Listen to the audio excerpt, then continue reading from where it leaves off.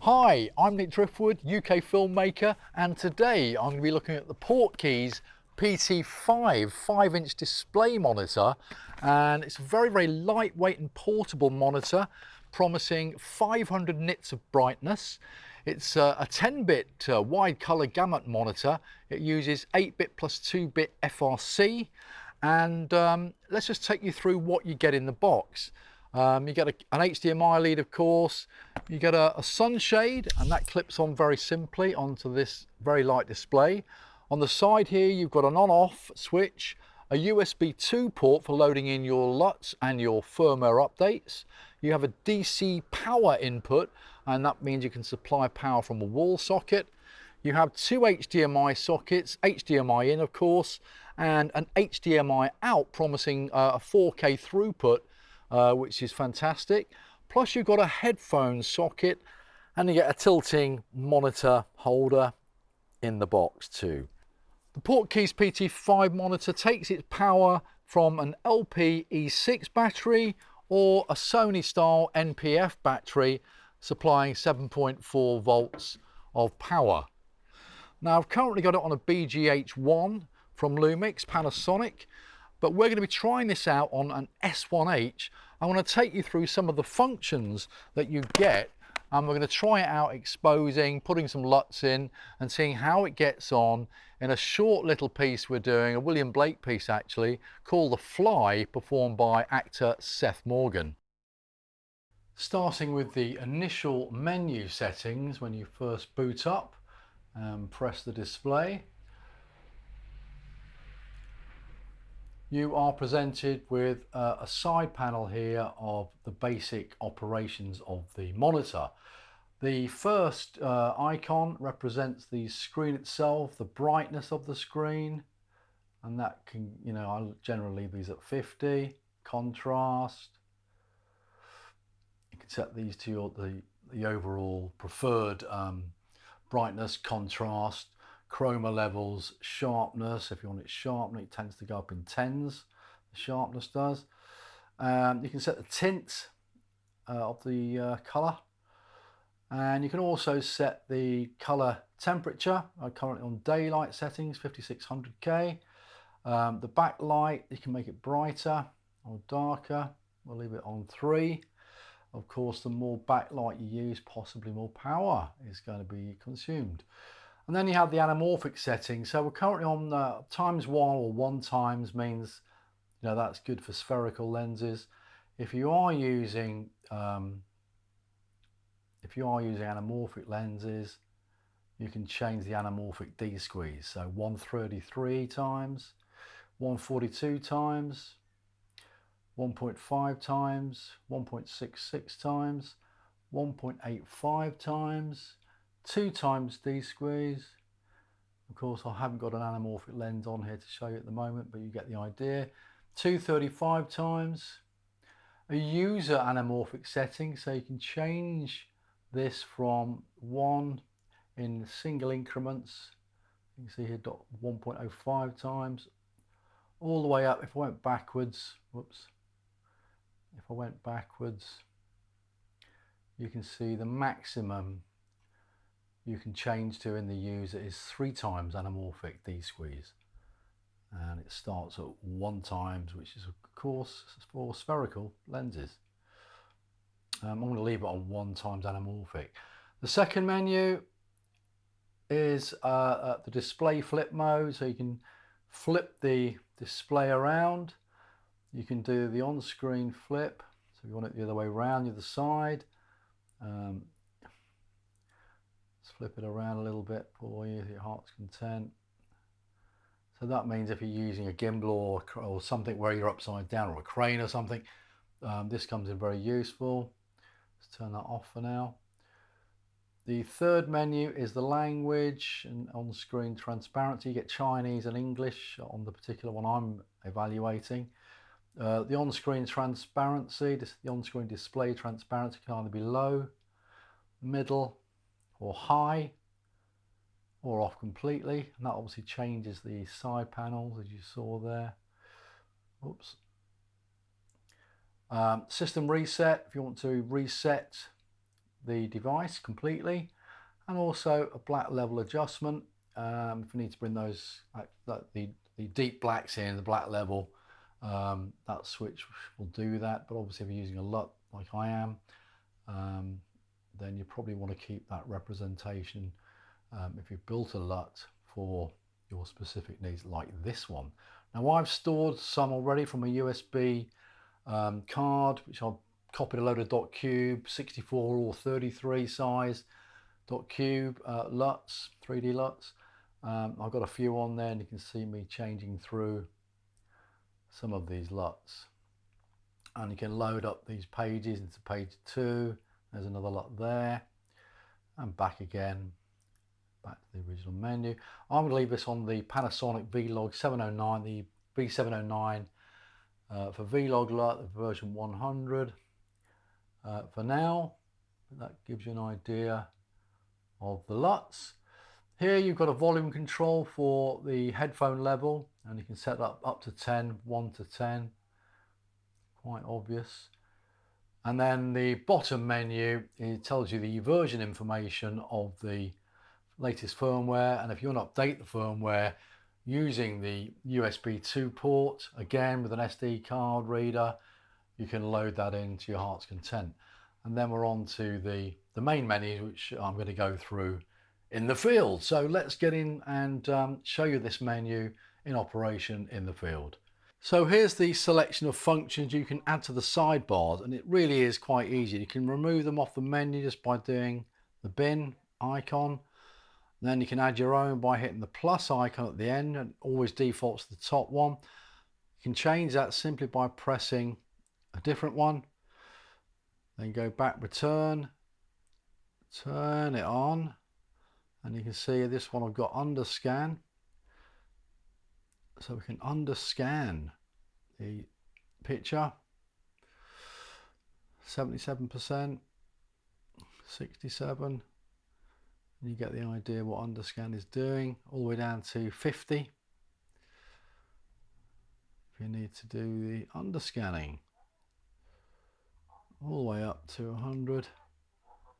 Let's add another. Let's try the one I haven't tried. It's the Luma waveform.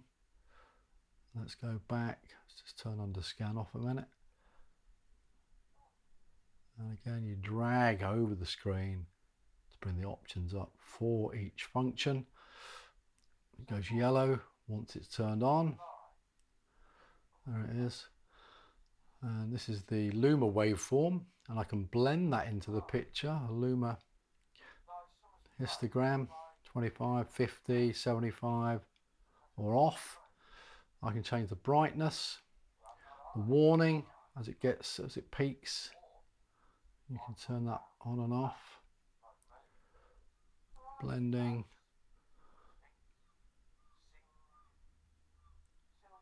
And you can position that large or small, top left, top right, bottom left, top right, or bottom right. And that's what it looks like without the panel on. You just touch it again and the options come back. Very, very simple to use. That's the Luma waveform. So that's how you add your functions to the side panels, and there's your selection of choice. Really easy to get around. You can see here I've got various options. If I go from the top, the check field, you can check the field, monochrome, red field, green field, blue field, RGB. If you need to use that, and check your RGB on the field. We've got focus peaking on at the moment. We've got audio display on at the moment, and if I just take off that. So focus peaking, and you can change obviously the color, the blending. Let's keep it over the focus peaking. So the original style, black and white style. Let's check the focus there. Yep.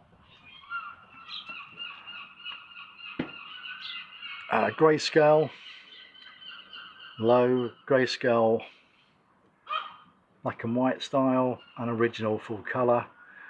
change the sensitivity, so 15 high all the way down to 0, but really for sensitivity I would say stick it in the middle. You can change the colour of the outline, and as I say, you choose what you want to use. You've then got waveforms. Oops, just touch the waveform monitor. I'll turn the waveform on now. You can see I've got an RGB parade, and you can position that top, right, lower left, lower right. You've got different sizes, you have it large or small. That's the smaller one. Place it where you want, and obviously you can change the brightness, the warning if you're over, and the blending of the RGB parade waveform. And there it is on full screen. So I've got peaking and a waveform, and currently set at the moment, looks very nice. If I then bring in the zooming, I can zoom in, check my focus, dragging the window around with my finger on Seth's face there, and check focusing.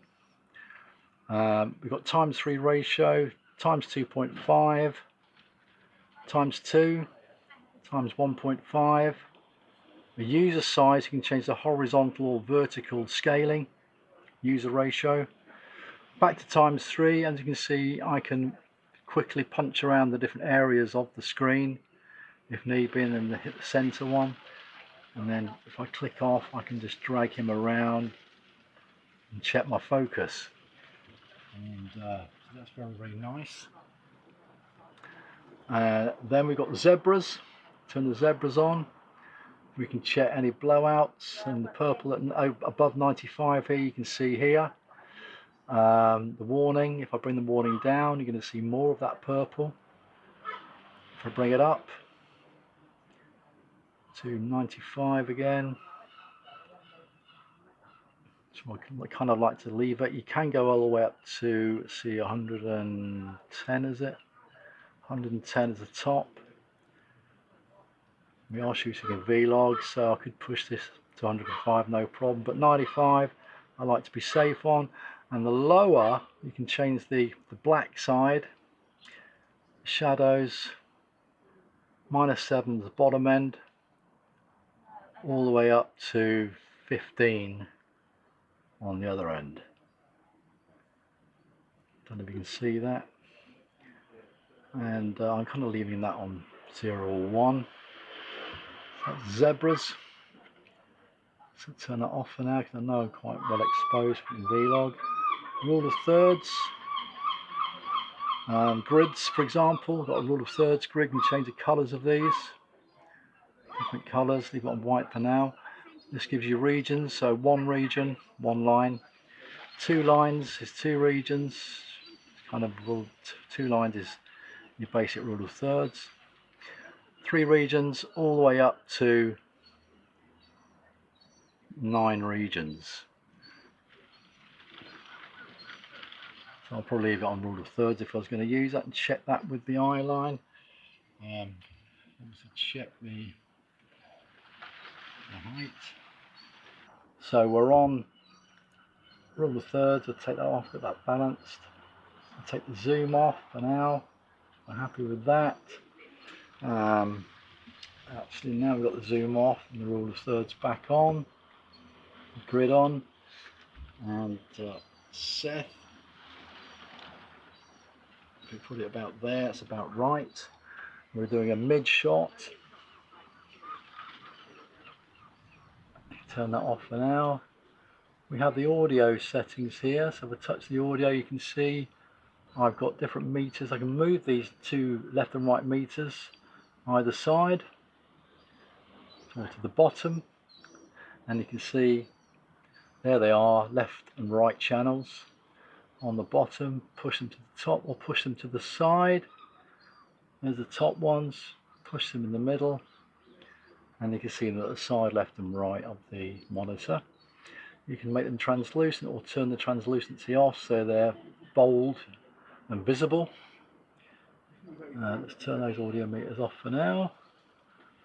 And here we have false colour. If I turn that on, you've got false colour. You can set the over or under warmth, where you'll set your highlights and shadows.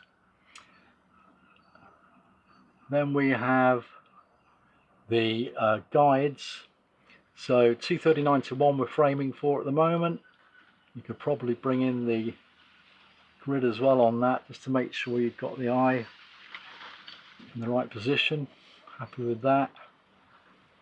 You've got to say with the guides, different options: 239:1 aspect ratio, a user option where you can change the vertical, horizontal, 9:16. Let's go through this quickly. 1:1, 16:9, 9:15, 15:9, 4:3, 1:5:1, 185:1, 2:1, 235:1, and 239:1.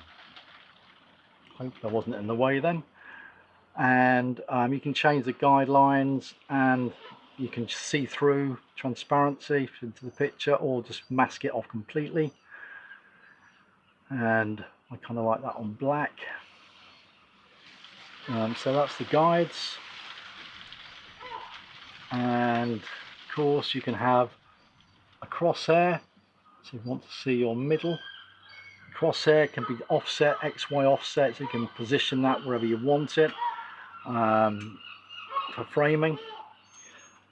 A Luma histogram, and you can see here the histogram here, and again I can move that top, left, right, bottom, center, make it bigger or smaller. So top right, top left, top right, bottom left, bottom right. That's the histogram. And the marker grids will leave on for now. We're happy with that, and I'm just going to move that over a little bit, and you can see just do an offset on the crosshair. You can leave that in the middle if you want. At 50% is the middle, and obviously not doing a central shot here, but you know, I tend to have the crosshair somewhere, sometimes on just below the nose and the mouth or whatever.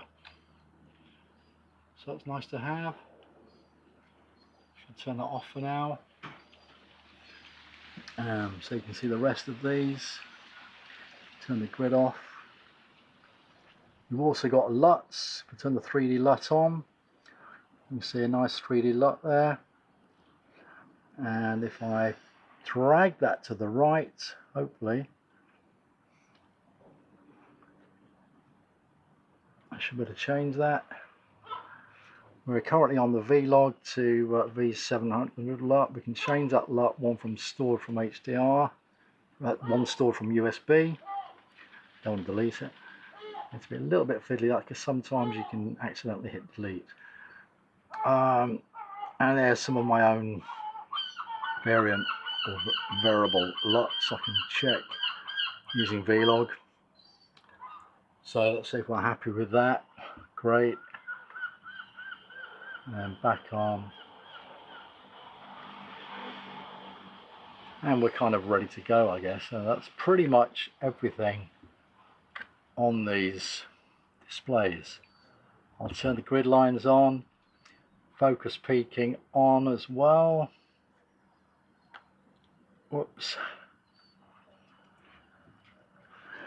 And you just simply drag it to the right to get your settings.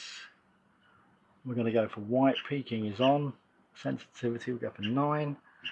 And let's give it a colour so we can see what we're doing. Turn the grid lines off. They do get in the way of the focus peaking. And you can see here, if I've got a back to the peaking, sensitivity, original style. If I touch black style, it really allows me to really see how sharp my peaking is on Seth and his hat. Very handy to have. And then back to original style. So from there, Seth is ready to go. We're going to do a take. Little fly, thy summer's play my thoughtless hand hath brushed away. Am not I a fly like thee, or art not thou a man like me? For I dance and drink and sing till some blind hand shall brush my wing. If thought is life and strength and breath, and lack of thought is death, then am I a happy fly, if I live or if I die.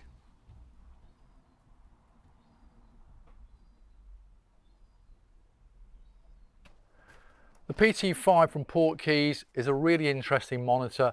It represents great value for price, and the functionality and the fact that it's 8-bit plus 2-bit FRC, which kind of gives it that 10-bit color depth and wide color gamut support, 500 nits of brightness. And if you've got something like a box camera like the BGH1, which doesn't have a display, then buying something like the PT5 is a no-brainer. Of course, PortKeys do other display monitors, and some of those displays will actually support exposure control from the monitor. It's really lightweight, incredibly light, and you get a nice little sunshade for it as well. All those functions for exposing represents really good value for money, and I really do like the PT5 and give it a thumbs up.